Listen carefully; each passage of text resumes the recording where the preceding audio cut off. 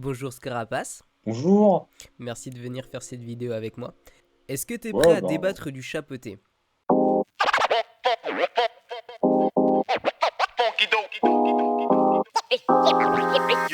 je suis toujours prêt à débattre le chapitre. Ok, déjà premièrement, est-ce que tu as aimé le film?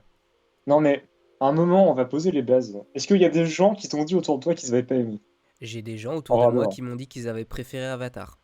Je ne citerai aucun nom, mais il y a Ah des gens ouais. qui m'ont dit Non, mais, Avatar c'était non, mieux. mais en vrai, je comprends pourquoi t'es parti en URSS du coup. Je pense même que moi, je serais resté là-bas.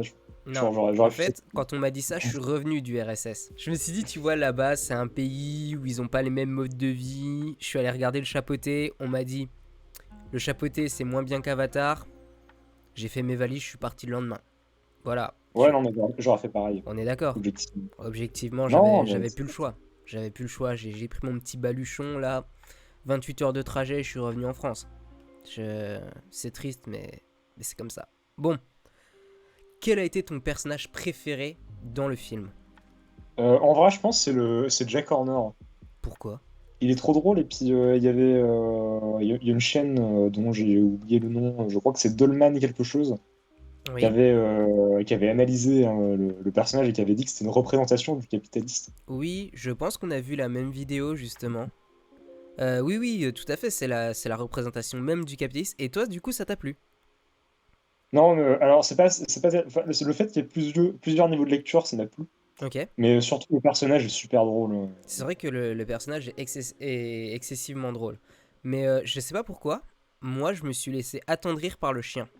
Genre. Ah moi le chien, j'avoue, non, j'en avais rien à foutre. Mais oui, je sais, genre il a zéro intérêt. Et plus j'en apprends sur lui, et plus j'étais en mode oh le pauvre. Et puis tu sais que j'ai un problème avec les chiens, j'adore les chiens. Genre il y a un chien, de suite après je suis gaga. Et non, non, j'avais envie de lui. En plus, t'as vu, il avait son petit ventre là avec une cicatrice et tout. J'avais envie de lui gratouiller. Genre, ça aurait pu être mon chien de thérapie à moi aussi. Enfin bref, tout ça pour dire le chapeauté, plusieurs sens de lecture. Toi, si t'avais été justement dans le film, ça aurait été quoi ton vœu par exemple? Ça, c'est une bonne question. Je sais, je ne pose que des bonnes questions. Honnêtement, ouais, je t'avoue que je n'y ai pas réfléchi. En vrai, moi j'étais vraiment transporté par la fiction, genre parce que je l'ai vu au cinéma. Ouais. Et, euh, et vraiment, c'est rare que je sois autant investi dans une fiction, tu vois. En même temps, elle était très bien écrite. Pardon. Bah, c'est très bien écrit, puis l'animation, elle vend du rêve, en vrai. L'animation était ultra propre et L'animation, elle est le très loup. propre, hein. Enfin, genre à un moment donné, il va falloir qu'on Le parle du loup, loup. bah oui. Ah Genre oui, bien là, sûr. pour le moment, je tourne autour du pot histoire de faire durer la vidéo, hein, le watch time, tu connais, tout ça, tout ça. Non, pas du tout. Mais je voulais pas commencer par le plus important. Mais le personnage du loup, faut absolument qu'on en parle. Euh, c'est l'une des représentations de la mort que j'ai trouvé le plus efficace dans toutes les séries que j'ai vues, en tout cas. Genre, toi, en plus, je sais que t'as Ouais. fait des études de euh, cinéma audiovisuel. Est-ce qu'il y a des trucs dont t'as envie de nous parler particulièrement dessus ou j'enchaîne?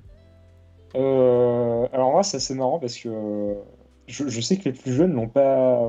Enfin, les plus jeunes. Genre ma soeur, le collège, par exemple, elle n'a pas compris tout de suite que c'était la mort, tu vois. Et c'est marrant parce que même si bon, mettons que les faucilles et puis la cape ne te mettent pas la puce à l'oreille, en fait, Mhm. il y a plein de petites représentations autour pendant le film.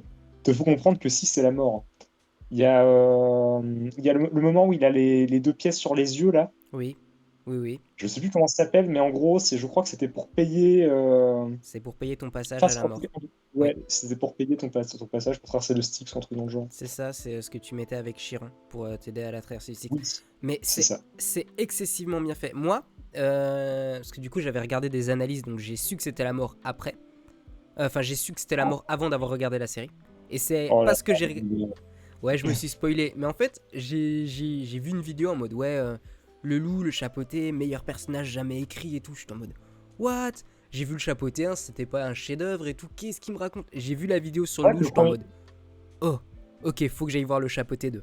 Et effectivement, moi au début, quand j'ai vu la première représentation du loup, là, tu sais, dans l'auberge, quand le chapeauté il est en train de boire son lait, il arrive avec l'affiche, et là, le premier truc qui nous met la puce à l'oreille, c'est qu'il choisit mort ou vif, et il appuie sur mort. Le premier truc Il a qu'il vu fait, sur c'est il moi. appuie sur mort. Et là, je suis en mode, quand tu remets tout bout à bout, t'es en mode Ouah, c'est trop bien. En plus, il avait 2 faucilles. T'es en mode bah ouais, du coup, c'est faux. Quand il les combine et qu'il a son espèce d'arme qui, du coup, me fait penser à une arme égyptienne de la façon dont c'était disposé. Et je me dis, encore une fois, ça fait référence à la mort et c'était hyper bien joué de sa part. Genre, il était omniprésent avec son, j'ai plus le nom, son siffle, enfin sa musique. À chaque fois qu'il siffle pour indiquer sa présence, mais c'est trop bien. Le personnage du loup est beaucoup trop bien écrit. Ouais, pour moi c'est vraiment trop bien. Le seul point négatif que je mettrais, c'est le fait qu'il joue un peu avec le chapeauté. Et ça contraste un peu l'image de la mort impitoyable. Je sais pas si tu vois ce que je veux dire. Euh... Non. Non, Ok. je suis désolé. En gros, dans la représentation de la mort que la plupart des gens ont, c'est un personnage froid, impitoyable, qui fait son travail. Et là, le fait de voir justement le loup en décalage, en prenant plaisir à venir chercher ses victimes, ça va à l'encontre de l'idée préconçue qu'on a de la mort. Ce qui était à la fois très bien joué dans la mise en scène, mais un peu déconcertant, j'ai trouvé, sur cet aspect-là. Non, moi, ça m'a pas trop dérangé. Moi, je trouvais que c'était plutôt bien amené, justement, avec le chaboté qui était respectueux. Parce que, de toute façon, si je jouais pas avec, on aurait moins senti son agacement vis-à-vis Oui, du chapeauté, de la façon dont il a sacrifié vis-à-vis du ses vies. chat. Ouais. Ouais. C'est ça. Ouais, non, mais tout à fait. Mais du coup, j'ai trouvé que la façon, tu vois, dont il montrait son agacement rendait la mort plus humaine. Tu vois, parce que la mort, entre guillemets, enfin, la mort de manière générale, est entre guillemets sacralisée, en mode c'est quelque chose d'intouchable. Tu te rappelles de Supernatural? Ouais, je Eh vois ben, ce que tu veux dire. le même principe, tu vois, la mort, c'est ce personnage froid qui te regarde de manière impassible, et quoi que tu fasses, en fait, tu ne peux pas l'énerver, parce qu'elle en a rien à faire, à la fin, elle récupère ta vie. Et là, le fait de la voir bouger, se mouvoir, courir après le chapeauté, j'ai trouvé ça ultra intéressant. Et ça sortait vraiment de l'ordinaire, et c'est l'une des raisons pour lesquelles j'ai, à ce point-là, adoré le personnage de la mort. Oui, puis ça contribue à faire passer un message fort au film aussi. Oui, oui, C'est-à-dire que voilà, tu as un temps limité, tout ça, c'est ça, que t'as tu un ne vas temps pas vivre limité. éternellement. Oui, Ouais. un, tu vis pas éternellement, et de deux, vu que t'as qu'une seule vie, autant la vivre à 100%. Et c'est ça, du coup, qui sauve le chapeauté. Et ça me fait penser, tu sais, il y a un philosophe qui disait ça, on a 2 vies, et la première commence quand tu comprends que tu n'en as qu'une. Et du coup, tu vois, Ouais, alors là, la ref, elle est un peu obscure pour moi, j'avoue, mais. ah, tu l'as pas. En gros, c'est un principe de philosophie qui disait qu'on a 2 vies. Et en fait, tu comprends, ta deuxième vie commence à partir du moment où tu comprends que tu n'en as qu'une, et donc du coup, qu'il faut la vivre à 100%. Et littéralement, en fait, c'est la morale du chapeauté. Parce qu'il avait ses 9 vies, qu'il a sacrifiées bêtement, et celle qu'il a vraiment vécue à 100%, c'est celle qu'il comprend quand il en a plus qu'une seule, et qui se dit, ben, cette fois-ci, je vais me battre à 100% pour elle. Et je trouve que c'est vraiment une très belle représentation, une très belle représentation de ça. Et j'avais juste une question, Skara. Une dernière question pour toi. Qu'est-ce que t'as pensé du personnage du criquet? Le cricket, là, c'est plutôt pour mettre Jack Horner en valeur. Mhm. Et c'était plutôt pour bien faire comprendre que c'est un méchant qui est là pour être méchant. Tu vois. Et je pense que ça va avec la représentation de ce qu'il incarne. C'est-à-dire que lui, tout ce qu'il veut, c'est ramasser des trucs. Oui. Et ce qu'il laisse derrière lui, finalement, ça n'a pas beaucoup d'importance. Et le fait que tu aies un personnage qui essaye de rattraper un peu tout ça, je trouve que ça appuie beaucoup le message de ce qu'incarne Jack Horner. Ouais, le fait qu'il soit irrécupérable dans sa façon de faire.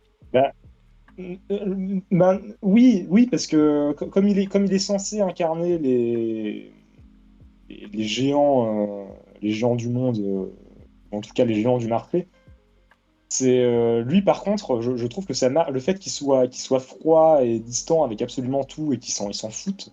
Là, par exemple, ça marche. Je trouve que ça marche beaucoup mieux avec la mort, qui elle est plutôt attentive et dit justement qu'il faut faire attention, enfin qu'il faut faire attention non, mais qu'il faut vivre sa vie, etc. Là où Jack Horner, il a vraiment strictement rien. Tu vois, c'est. Ah oui, non, mais il y avait un je m'en foutisme de la part de Jack Horner qui est magique. Genre, son sac de Mary Poppins me laisse songeur. Genre, il a mis tout dedans. Genre, littéralement, il est parti à la quête du chapeauté. Et il a mis tout son bazar dedans. Il s'est dit, wow, ça peut servir. À quel moment c'est pareil, ce qu'il a fait avec le Phénix. Enfin, il y a un tel manque de respect pour les contes de fées. Je m'attendais pas à trouver ça dans un film d'animation DreamWorks. Bah, DreamWorks, ça va parce ils prennent quand même plus de risques que Disney, globalement. Oui. Globalement. Oui, oui, mais je Même veux si, dire, là, c'était quand même. Enfin, ça a été une désacralisation de tout ce qui est magique. Ah oui, oui, bien sûr. Oui, oui. Mais c'est aussi une manière de dire que pour lui, bon, là, je vais emprunter le propos de Monsieur Goldman, mais c'est juste pour dire que pour lui, c'est des ressources. Tu vois, Oui, ça n'a pas de considération. mais Ça n'a oui, pas t'as de. l'impression que c'est ton petit cousin qui est arrivé avec la carte bleue. Il regarde, il fait non, mais attends, j'ai des trucs là. Ça, ouais, ça, je sais pas ce que c'est. Tu es en mode, mais attends, c'est le gant de Thanos. Tu fais ouais, ouais, j'en ai 15, attends, c'est pas grave. Au suivant, t'es en mode ah, Oui, mais lui, par exemple, tu vois, c'est une dualité aussi entre les deux antagonistes du film. C'est-à-dire qu'il y en a un qui se préoccupe de la vie et qui en a marre qu'elle soit, en tout cas vis-à-vis du chat, il en a marre qu'elle soit gaspillée ou en tout cas qu'elle soit prise sans aucune considération, mhm. sans aucune considération vis-à-vis de notre propre vie. Et il y a l'autre qui justement se fiche de la vie d'autrui. Oui, c'est ça. Je, je trouve que c'est un duo qui marche assez bien. Ouais, le duo mort Jack Horner en tant qu'antagoniste fonctionnait particulièrement bien.